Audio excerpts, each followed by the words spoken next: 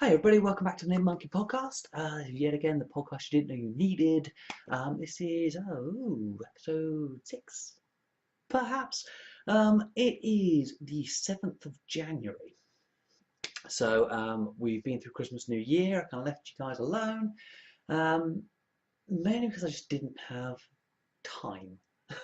Is what it comes down to. It seriously was the most mental peak period imaginable. Work's been mental, outside of work's been mental, loads going on. Um, yeah, crazy. So I haven't really sat down and recorded until now because obviously I wanted to do fun things with Christmas songs and all that stuff, But, well, what can you do? Now, I haven't taken the liberty this year of putting a Bad Religion song on the front of this episode, um, just because, well, let's save them for next year, shall we? Um, So, what kind of has been happening? There have been some lessons learned over the Christmas period. I had the girls from Christmas afternoon right through until the Thursday following for a few days, which was great to have them here. But the one thing that needs to be learned is the fact that I'm not as smart as I think I am. When you're playing board games, you're never going to win, even if you try. And I'm not one of those people who let people win either. Never, ever, ever, ever, as a second lesson, leave a bird table out over the Christmas period, fully stocked, but in a pot rather than rooted into the ground. Because all that happens is big fat pigeons come and land on it and destroy the place. 6 times I think I picked up the bird table out of the back garden. Yeah, it just doesn't work well. And the other big lesson to learn, and this is a promise to everyone, I will never, ever, ever buy a real tree again. Got one this year, and the girls were really fascinated, really, really wanted me to get one. So got one, put it in this little standy thing, those little tripody things, screwed it all together, it was all great. Didn't quite reach the trunk stem. It's a tree. The trunk was a little bit. That's not the greatest image of hand position for me to have, to be fair. The trunk was too narrow for the grips to put in. So what I did was I had loads of packaging over, obviously from going through. So I folded all the cardboard up, stuck it in the bottom, wedged it in place, and it was amazing. However, different companies obviously manufacture cardboard in a slightly different way. In fact, Amazon have designed their cardboard to break down quickly. Yeah, because obviously they want to do this big carbon neutral thing. So it breaks down, especially when you put water in it. So me thinking, real tree, it's gonna drop pine needles and stuff if it dries out. Stacked it all up, put the water in the bottom, it was fine for about 20 minutes. Then the cardboard turned to sludge, squished together, and the tree just came straight crashing down. Luckily, nothing broke, which was great. And between us, we kind of wrestled it all back up into place, and it didn't do that again. Never do that again. When it's come time, and I've literally just got shot of the tree, it's now sitting out in the garden drying out, and we were together. There was literally an inch deep, big ring of pine needles all over the floor. So next year I'm getting a plastic one because I ain't doing that. Thankfully, I have laminate flooring, which is great. If I had a carpet, I'd still be picking pine needles out myself in September. But yeah, we've got that far through. But it was a great Christmas. It was great to have the girls. But that extended period of time to the point that there were tears when it was time to go home. From not just them, to be fair, and getting to the point of having that conversation, them saying really don't want to go. It's been great, and it was lovely to have them. But yeah, what can you do, eh? They have to go sometime. So that was Christmas. I hope everyone had a great Christmas, a great Hanukkah, whatever you want to do it, whatever. denomination, neutral kind of belief system you celebrate in the same period that Christmas appears. I refer to it as Christmas because obviously Christmas. But if you, whatever you survived, I hope you had a great time. I hope you had a great new year. I currently, with regards to kind of the knitting side, I have nothing I can show you that's a current work in progress. I have had a finished object which I put on Instagram, and I'll put a picture of it in a second, which was a present which I finished on the 23rd, ready to pop round and drop it off. It was a Really You Love Me by Susan Cordino, and it was for a friend's daughter which had a bit of a rough year. So it was just let's just do something, and we got talking about it, and she'd never encountered kind of a guy who knitted before. So we got chatting, and I said I would make it for her. So there it is, and literally I gave it to her, she unwrapped it, and that was it. Apparently it doesn't leave her side, so that's the perfect kind of thing that makes something knit worthy, I think, in that respect. And just bear with me. Oh, coffee. Oh. If I look a bit pale, if I'm slightly washed out, I am completely exhausted. It is 1:53 p.m. I have had about 3 hours sleep and just about surviving. But I thought I would sit down and record anyway. So the second thing, there's 2 projects on the go. One I can't show you because it is a pair of socks and it's a present, and I know the person who they're for watches, so you ain't seeing them. You are not getting a sneak peek. It ain't happening. But the other one is a needle adjacent project. Now, I'm going to show you a yarn in a minute that some of you might recognise, but it's going to be for what's called the Easy Knit Hat by Joan Laws. It's a free pattern on Ravelry. I haven't cast it on yet. It's a needle adjacent project, but it is using something truly exceptional and something there isn't a lot of, and it is this, and this is Jinx Yarns, and this is the Everest colorway. Now, cast your mind back to another life, and some madman had originally had an idea for a project where, during a discussion with a certain person, the thought had come up that names for yarns, for a certain theme can be so drastically different. Let's create something that, give some dyers a theme and let them go off. And this was one of them. This was 7 Wonders of the World, and Laura and Kristen Birnbein have both joined in. And this is what Laura came up with, and it's lovely. It is a superwash merino, 218 yards, and it has its worsted weight, which is perfect for a hat. And it's really soft. It's going to be awesome on my head, and I'm really looking forward to doing it. So that is the next project to go on the needles alongside the socks, because obviously I'm not going to be able to show you the socks until they're done. Does that make sense? So that's kind of what's going on in the knitting world at the moment. The only other thing to say with regards to the knitting world itself isn't to do with projects. It's more to do with a thing. The thing being, after talking to someone who shall remain nameless, but it was a very lovely conversation. It was great to actually catch up with this particular person.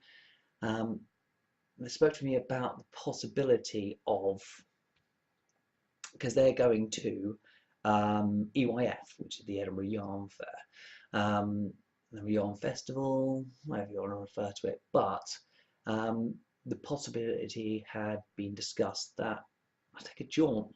I mean, I've got family up there anyway, just outside Edinburgh and Glasgow, so to go up, spend a few days milling around, see some family, go to EYF, hook up with some people, have a bit of a laugh, probably spend a lot of money, and then return home. So the thought is I may go. Yeah, I've had a look at it. Whether I train up, whether I fly up, I don't know. We will just see how it goes as we go along. But if there's anyone funny, interesting watching who's going, let me know. Because it would be kind of cool to catch up with people. I know there's people in the podcast lounge and stuff who would be quite fun to catch up with. But obviously, just hang, drink coffee, buy stuff. So yeah, let me know if anyone's going for that. Okay, so that's kind of the crafty bit kind of done at the moment. Let's talk about the usual. There is some geekery coming up because just for Christmas I took Kim to the cinema for her birthday, and we will get into that in a minute. But I want to talk to you first because obviously it has been Christmas, and I did say, obviously I wouldn't put one of the Bad Religion Christmas songs on the start of the episode, just for a bit of a change, really. So I want to talk about Christmas number ones, okay? Because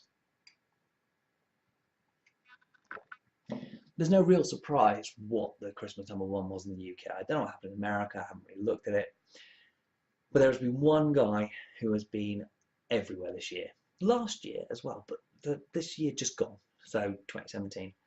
Absolutely everywhere. I mean, he released an album on download, individual songs, and he had 10 of the top 12 singles positions in the charts for, I think it was about 5 weeks. Absolutely just an incredible achievement, and obviously, testament to his talent, because the guy is fundamentally likable. He has a good voice, he writes some decent tunes. It's not really the sort of music I want to sit around and listen to a lot, but you cannot fault the little ginger guy. However, the little ginger guy saying that the Cavern next to is the worst gig he's ever had, obviously is going to colour me to him, so he doesn't get featured. His songs don't get featured on my podcast. No, no, no, no, no. I refer, of course, to Ed Sheeran. Just a remarkable achievement. Perfect was number one, and she's beating off Eminem, who had also released a single at Christmas. Now, it's got me thinking. Obviously, Christmas number ones traditionally have been of a certain type. For a number of years, it was always kind of, Cliff Richard was number one like every single year for however long. We had the epicness of E17. The Pogues and Customer Call and all these sort of Christmassy songs. And then came the X Factor.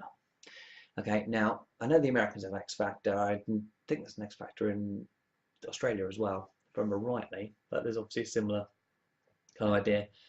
The basic idea is you throw a bunch of people out to the public eye, feed them to the public until the public gets sick of them, and pick the one they're least sick of, make them the winner, and then you release a single when it gets to number one. That happened pretty much every year for quite some time. And I can't say too much about the X Factor as an entity, because although the idea of it is kind of abhorrent, it is extraordinarily watchable from time to time, and it has generated some decent talent out there. I mean, love or hate her, you cannot fault Leona Lewis's voice, especially her version of Rob, which is just amazing. But somewhere on the line, there will always be one person in that show who you feel really sorry for. Now, normally it is someone you really like who goes out really early, someone you don't expect to go out. But in this case, the one person I feel sorry for is going back to 2009, so even it's a long time ago now. But it was actually the winner. Now, the winner was a little fella called Joe McElderry. Yeah, completely inoffensive. Cool. I'm still recovering from a cold as well, so this cough is kind of sticking around. He was just a kind of likeable guy, no major backstory, loved his mum, all that kind of really kind of sweet, nice young lad. I think he was 17. They decided to release a cover version of The Climb, which was by Miley Cyrus, who is an insidious little beast. So, you know, it works. However, during this year and the run-up to Christmas, there was a couple, and they were called John and Tracy, and I can't remember what their surnames are now, it's escaped me. But they sat in their kitchen having a chat, listening to obviously people on the radio talk about X Factor, and they said, no, we've had enough of this now. So they had a conversation that was a bit of a joke. Posted it on Facebook, obviously the conversation, and then suddenly it snowballed. And it snowballed to a fact that Joe McElderry didn't make it to Christmas #1. What got there in place was either a stroke of genius or a massive insult, one of the two. But the song that got there was a re-release of a single that first came out. The single was released in '93. The album came out in '92. Now, I've gone through this a couple of times now, and I will reiterate it again. 1992 was the year that I was 16, 17. Okay, 1992 was also one of the greatest years for albums ever.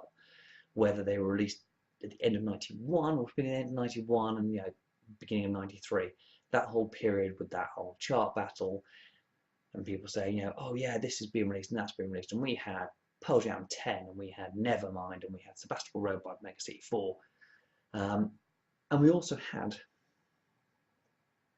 a very small album, a debut album by a otherwise unheard of genre of music in the UK, which was a rap metal fusion.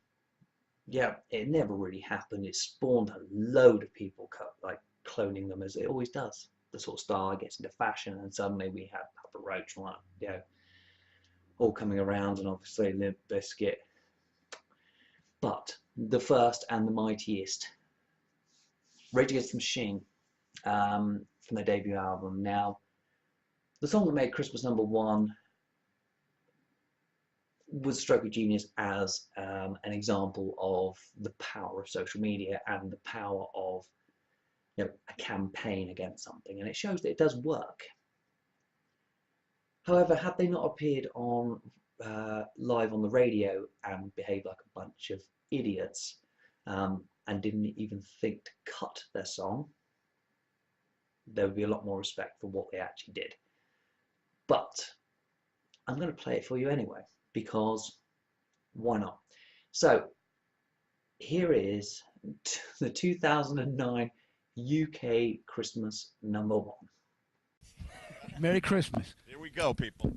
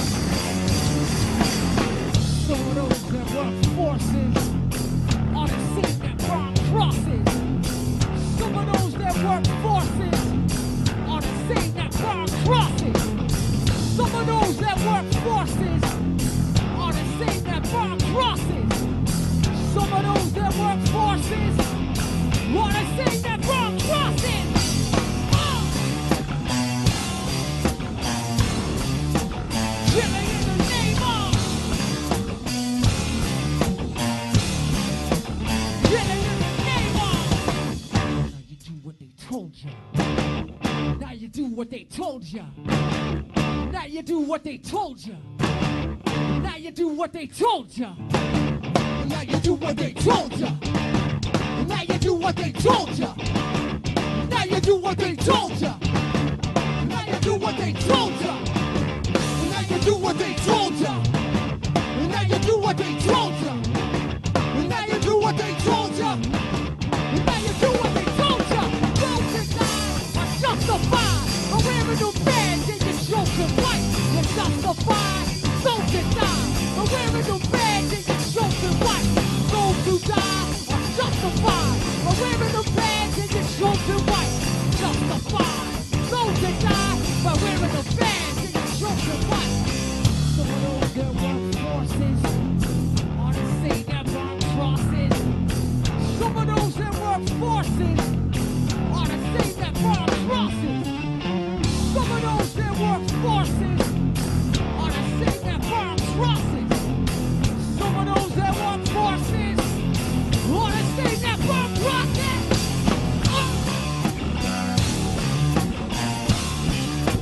Killing in the name of. Killing in the name of. Now you do what they told you. Now you do what they told you. Now you do what they told you.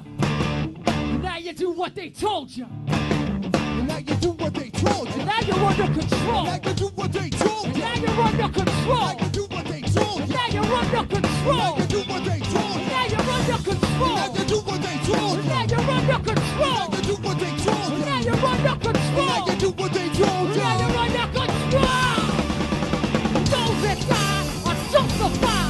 Wearing the badge and your chosen white. You're justified. Those that die are wearing the badge and your chosen white. Those who die are justified. Wearing the badge and your chosen white. Those who die are justified. Wearing the badge and your chosen white. Come on.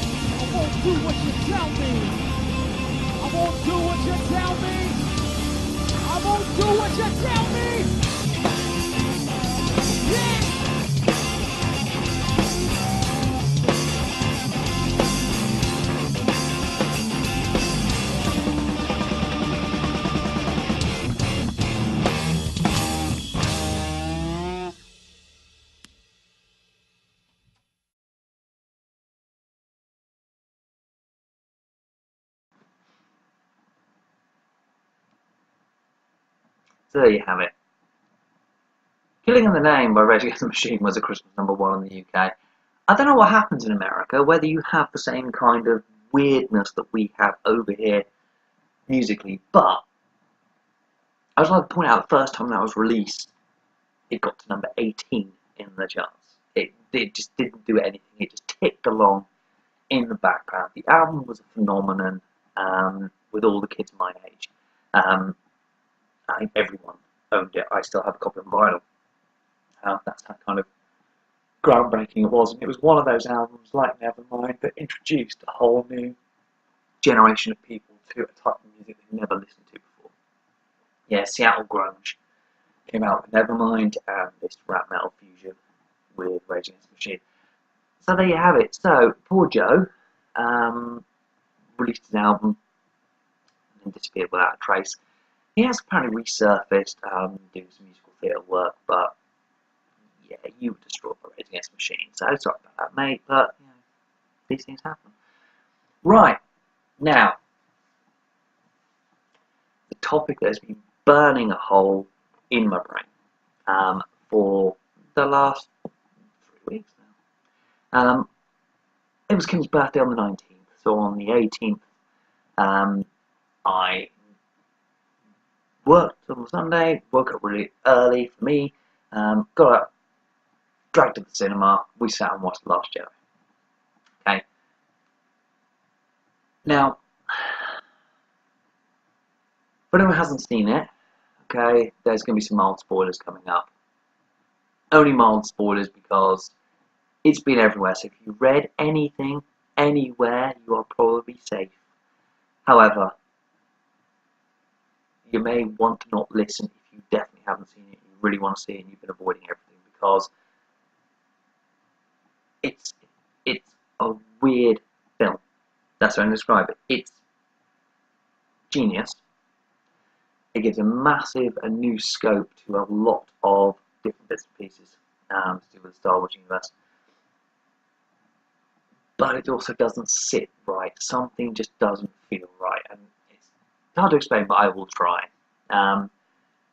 First of all, it's the first film in the Star Wars franchise that actually starts off exactly where the last one finished. That makes a lot of sense. Obviously, the last thing in The Force Awakens is Rey holding up the lightsaber, and Luke, just staring at her. Big beard.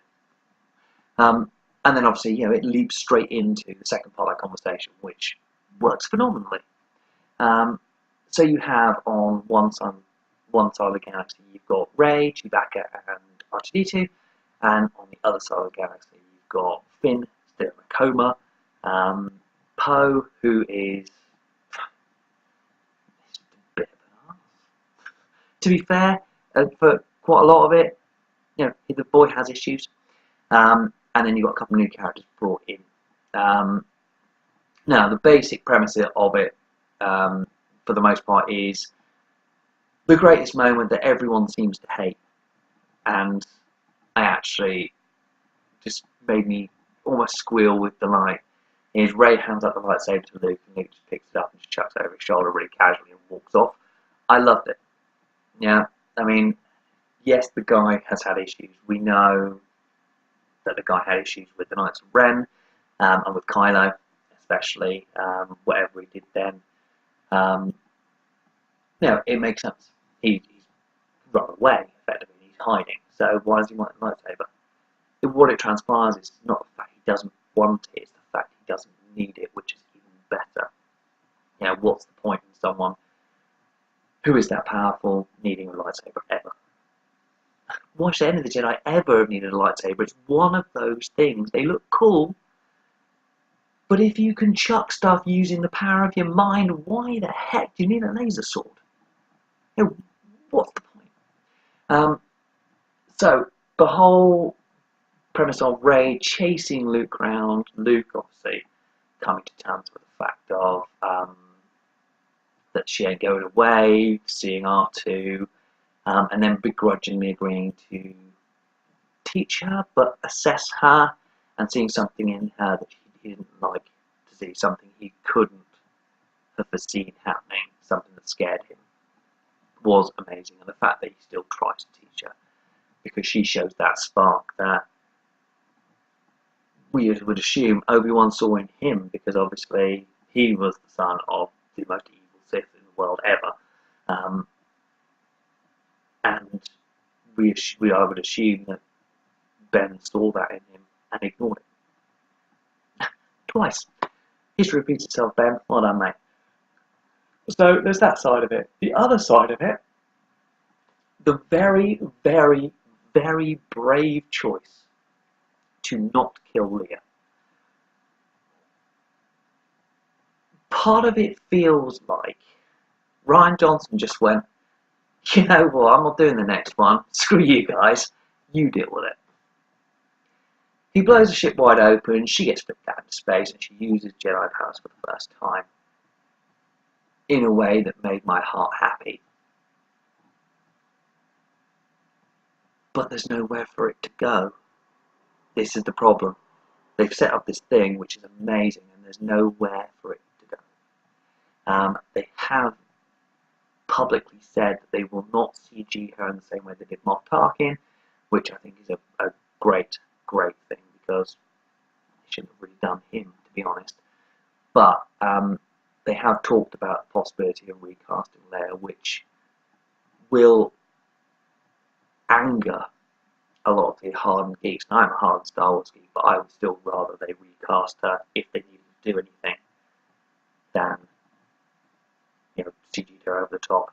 I can handle another actress playing the character. You know, I have seen the entire Star Trek history be rewritten and a new cast come in, and you accept those. So just accept the fact that, you know, this isn't Cheryl leaving in Neighbours for 4 weeks because she was ill and getting someone in and not even mentioning it and just hoping people didn't notice that she was far more appalling than the original actress, and then the other actress coming back. Yeah, it's not that. This is a widely publicised tragedy that has befallen everyone. The good thing about it is Leah, obviously, she does quite a bit. She's quite pivotal in the film, but she's not overstretched.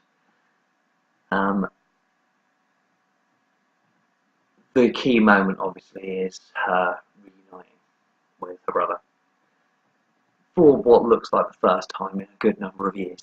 Well, apparently, since, definite spoiler alert, if you haven't seen the film now, mute the mic, I'm about to.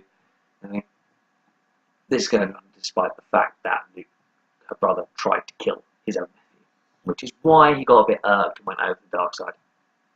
You're kind of going to expect it, aren't you, really?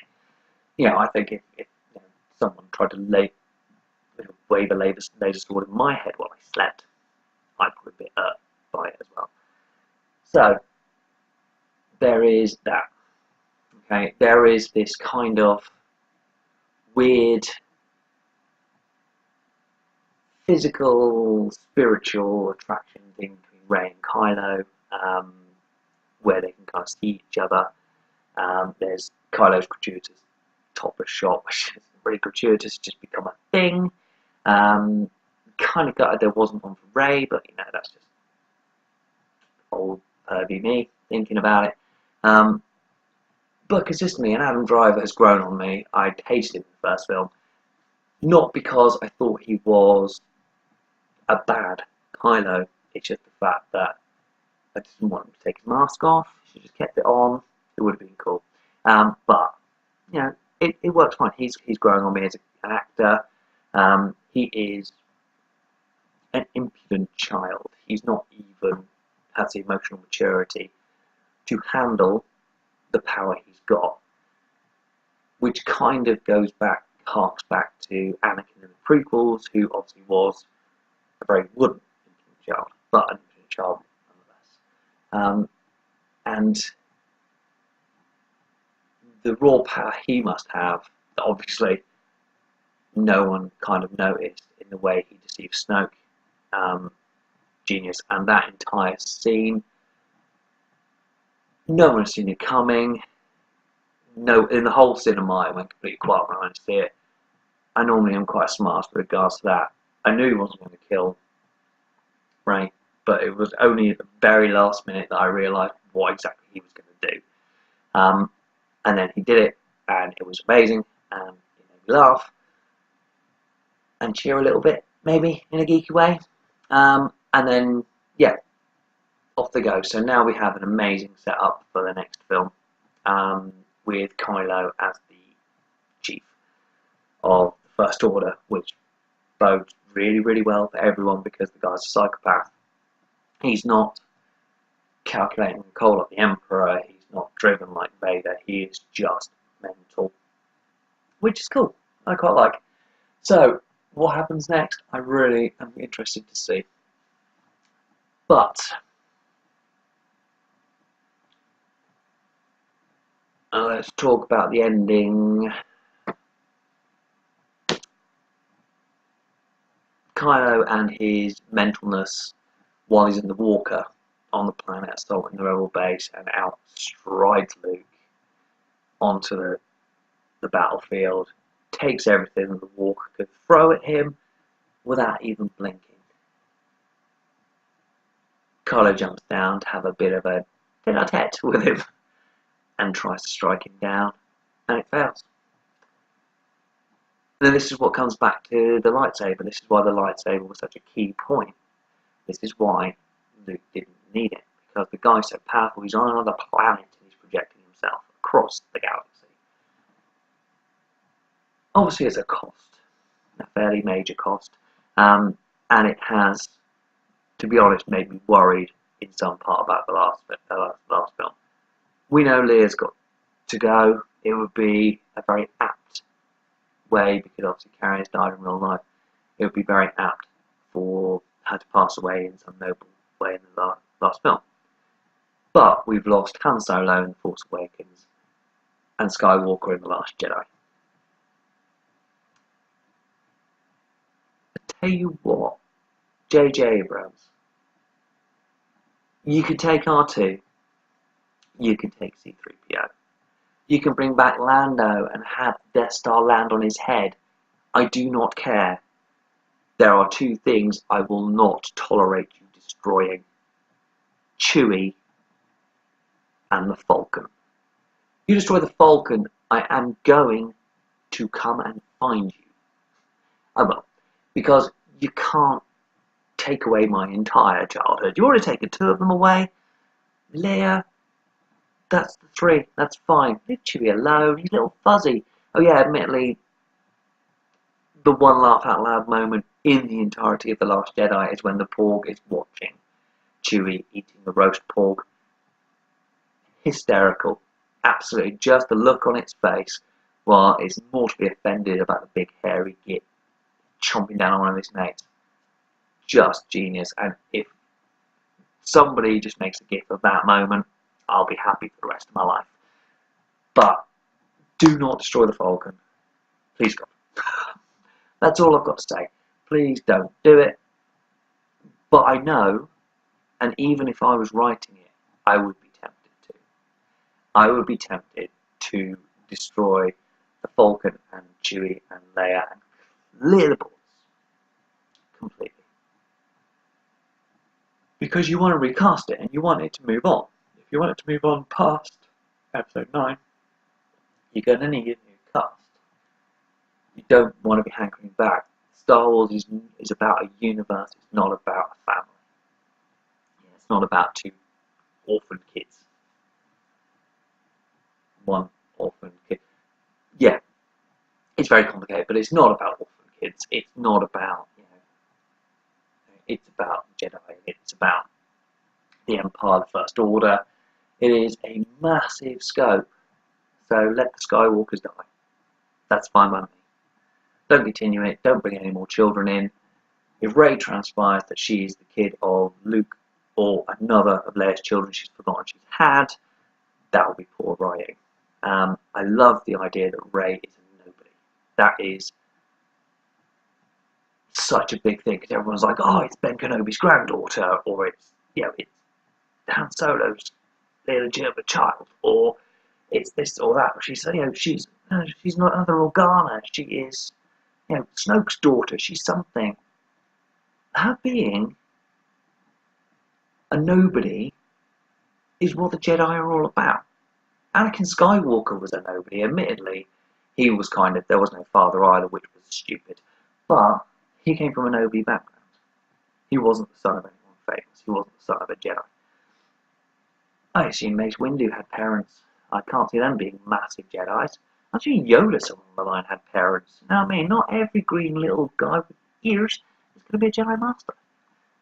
Keep it, but raise a nobody. Don't make it a lie. Just keep it. We like it. And then showing the kid back, on the gambling world, where he goes out to sweep everything up. He sticks his hand out and the broom comes to him. Genius. Leave it like that. Let the Jedis be. But destroying the Falcon will be the biggest mistake. And I can't say since Greedo shot first, there's been worse mistakes since then. Okay? It's been the biggest Star Wars mistake since midichlorians. There you go. Right then, so I've just geeked out quite majorly on that, really. So that's it. It's been a new year. It's been great to have some time to myself, to reflect on everything that's happened in the last year. It has been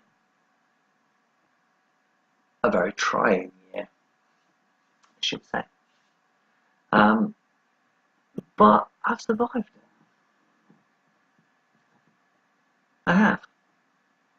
There's a lot more off the radar than anyone will ever know, and there's not a lot more off the radar than I will ever say.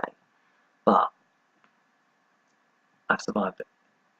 And people keep saying, oh yeah, this is my buzzword for the year, and that's my buzzword for the year. And you know, I'm going to endeavour to be selfless. I'm going to endeavour to progress. You know what I'm going to do? If I have a buzzword for this year, it's me. Because this year is the year when I do what I want to do, what I deserve after all this time. So, the first thing I'm going to do is I'm going to play a truly beautiful song. Now,